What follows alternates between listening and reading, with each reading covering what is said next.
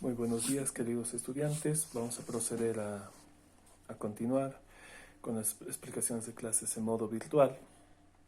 Voy a iniciar esta clase referente a la Revolución del 52 con un mensaje del Papa Francisco que dice un desarrollo económico que no tiene en cuenta a los más débiles y desafortunados no es un verdadero desarrollo económico.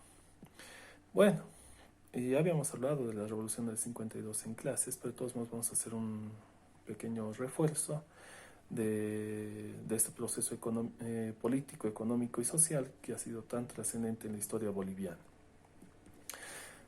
Para centrarnos en los antecedentes, tendríamos que hablar de la crisis que se generó en el periodo republicano, posterior a la Guerra del Chaco, y la aparición de varios partidos políticos de los que hablamos anteriormente, el PIR, el POR, la Falange Socialista Boliviana, y el más importante de todos, obviamente, sin desmerecer al resto, es el movimiento nacionalista revolucionario, que generó un cambio sin precedentes en la historia boliviana. El crecimiento poblacional en la época había superado los 3 millones de habitantes.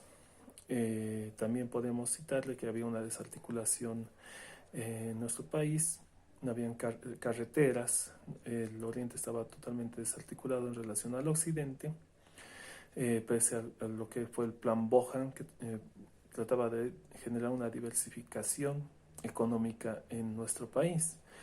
No existía seguridad social en nuestro país. Eran medidas que debían tomarse, y también la relegación de lo que era la clase indígena, que era la mayor parte de la población en ese entonces. Víctor Paz Estenssoro es sin lugar a dudas el ícono más sobresaliente del movimiento nacionalista revolucionario. Es la figura política más trascendente del siglo XX, ya que llegó a gobernar el país en 4 ocasiones, de 1952 a 1956, de 1960 a 1964, un periodo corto a 1964, y de 1985 a 1989. El MNR se fundó el 7 de junio de 1942 oficialmente, y él llevó la jefatura de este partido hasta el año 1990, donde él pasó esta responsabilidad al señor Gonzalo Sánchez de Lozada. Participó en el gobierno de Gualberto Villarroel, junto al partido de RADEPA, Razón de Patria, y fue exiliado desde 1946 a 1952, donde retornará para asumir el cargo que le correspondía, que era presidente de la República de Bolivia.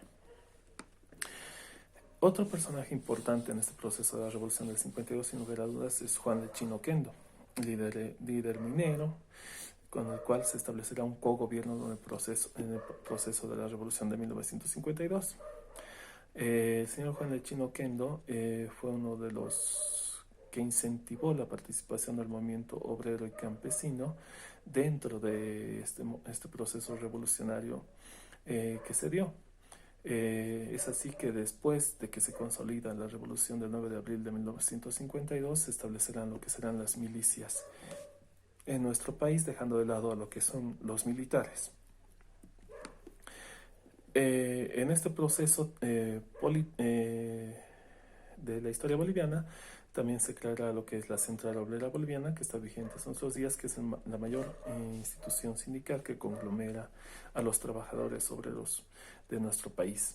Pero también se creará la Corporación Minera Boliviana, que hasta el día de hoy se encarga de lo que es la producción minera estatal en nuestro país.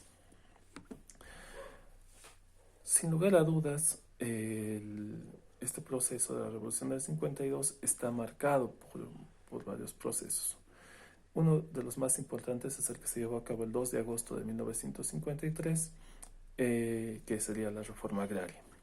Pasamos un movimiento de latifundio a otro de minifundio. ¿Por qué? Porque se entregará las tierras a quienes las trabajan, que serán los campesinos. Antes de este proceso, las tierras estaban conglomeradas en pocas personas. Ese sería el latifundio, que dio por las medidas de José Vallivian, Mariano Melgarejo y Tomás Frías. Recordemos lo que fue en un principio entregar, declarar las tierras enfiteutas. ¿Qué quiere decir? Que estas tierras no tenían un beneficio para el Estado. 2, confiscar estas tierras, estatizar estas tierras. En el gobierno de Melgarejo se las subastó estas tierras. Y en el gobierno de Tomás Frías, la famosa ley de exvinculación, que literalmente desligaba al campesino de las tierras y consolidaba un régimen latifundista de haciendas, en el cual pocas personas conglomeraban grandes extensiones de tierra. Pero con la reforma agraria se entrega las tierras realmente a quienes las trabajan, que eran los campesinos. Pero con el paso del tiempo se parcelizarán estas tierras, se dividirán estas tierras, se reducirán estas tierras hasta llegar a una política de autosubsistencia. Por eso hablamos de un latifundio a un minifundio. No hubo un seguimiento adecuado, lastimosamente, a lo que fue la reforma agraria. El 31 de octubre de 1952, en la localidad de Catavi, se nacionalizan las minas. Los 3 varones del estaño ya no tenían potestad sobre las minas estaníferas en nuestro país y el Estado se hace cargo de estas minas. Se crea lo que es Yacimientos Petrolíferos Fiscales Bolivianos. Se potencia en el gobierno de Toro, pero se la potencia en este gobierno de Víctor Paz Estenssoro, la producción agropecuaria y la agroindustria también en nuestro país. Otra de las medidas importantes es que desaparece el voto calificado, ese voto que restringía esta libertad a mujeres, analfabetos, a personas que no tenían rentas mínimas, y se universaliza la democracia en nuestro país a todos los estratos. Personas que superaban la mayoría de edad, 21 años o 18 años en caso de estar casados, podían emitir su voto en esta época. Esta medida se le aplicó el 21 de julio de 1952. La reforma educativa, el Código de 1955, que literalmente amplía el rango educacional en nuestro país a un estamento a tal punto de que en las comunidades rurales se crearon más de 3.000 escuelitas. Se amplía lo que es la educación, pero también lastimosamente no había una educación de calidad en esa época, y hasta el día de hoy seguimos tropezando en ese problema, ¿no? La educación de calidad en nuestro país.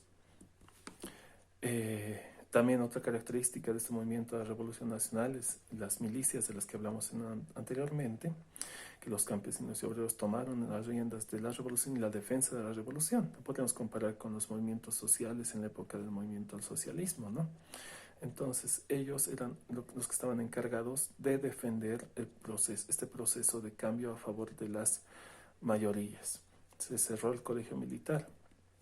Posteriormente se reaperturará el colegio militar en 1953, pero lastimosamente estos militares que empezarán a surgir dentro del colegio militar propiciarán el golpe de Estado de 1964, entre los cuales está el famoso presidente René Barrientos Ortuño. Si a un principio se nacionalizan los recursos hidrocarburíferos, también en esta época de la revolución, en la época del periodo nacionalista, se entrega nuevamente los recursos a una empresa extranjera. Esta empresa era la Gulf, y esta empresa Gulf tenía la potestad de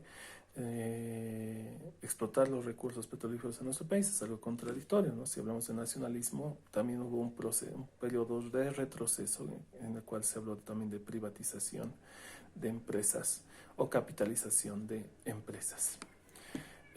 Uno de los otros presidentes de los que podemos mencionar en este pequeño corto de video es el señor Hernán Siles Suazo, quien gobernó nuestro país en 2 ocasiones, del 1956 a 1960 y de 1982 a 1985. Entonces, este señor Hernán Siles Suazo fue líder de 2 partidos políticos, el MNRI, el Movimiento Nacionalista Revolucionario de Izquierda, y la UDP, que ya tiene un protagonismo histórico en lo que será Bolivia siglo XX. Esta señora Nancy de Suazo lo que hizo fue crear la Caja Nacional de Seguridad Social, lo que hoy en día es la Caja Nacional de Salud, una de las medidas más importantes que realizó el señor Nancy de Suazo, pero rompe el cogobierno con Nancy de Suazo, deja de lado a los obreros porque lastimosamente se estaban volviendo una carga económica para el país, había que estabilizar la economía y él realizó una huelga de hambre con el afán de apaciguar los movimientos que se estaban generando en esa época y luego estabilizar la economía boliviana. Es uno de los logros del señor Hernán Siles Suazo. También en esta época de la Revolución del 52 se generó la persecución a los líderes de la Falange Socialista Boliviana.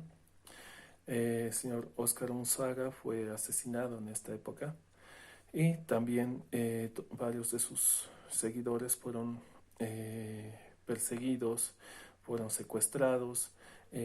Recordemos que en esta época también uno de los aspectos negativos fue la creación de los campos de concentración en los cuales se castigaba a los opositores al régimen del nacionalismo revolucionario.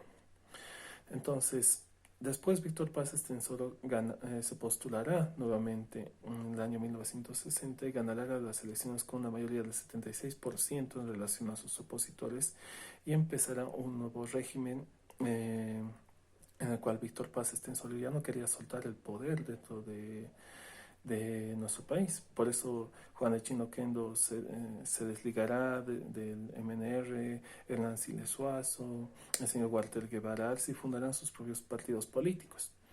Entonces, a lo que apuntaba el señor Víctor Paz Estenssoro era la estabilidad económica, a la ayuda del capital externo y a solucionar la crisis de la Comibol, ya que el precio del estaño estaba viniendo en caída. Y uno de los sucesos más importantes es que en 1975 se rompe relaciones con lo que es Chile. Entonces, hay muchas luces y sombras dentro de este proceso del nacionalismo, como la Constitución de 1961, que se crea también en esta época, que lastimosamente apuntaba a la reelección del presidente Víctor Paz Estenssoro, no sé si le suena familiar. También a lo que es el voto universal y también a lo que es legalizar las milicias MNRistas para defender los procesos de cambio y la tierra es de quien la trabaja y las minas como un patrimonio nacional. Son medidas muy importantes que se tomaron en esta época, aunque controversiales. También se apeló a lo que es la ayuda internacional, el encuentro entre el señor Víctor Paz Estenssoro y el presidente John Kennedy, con el afán de generar ayuda para el progreso en nuestro país, aspecto que lastimosamente no se pudo consolidar. Y para terminar en este pequeño corto de video, también hablaremos del último gobierno de Víctor Paz Estenssoro, que fue en 1964, que también puede considerarse como una continuidad del anterior gobierno, porque duró relativamente muy poco. Pero Víctor Paz Estenssoro gana las elecciones con un 98% paradójicamente. Se genera lo que es el golpe de estado de René Barrientos Ortuño, la resistencia por parte de las milicias en lo que es hoy en día el Parque La Icacota en la ciudad de La Paz.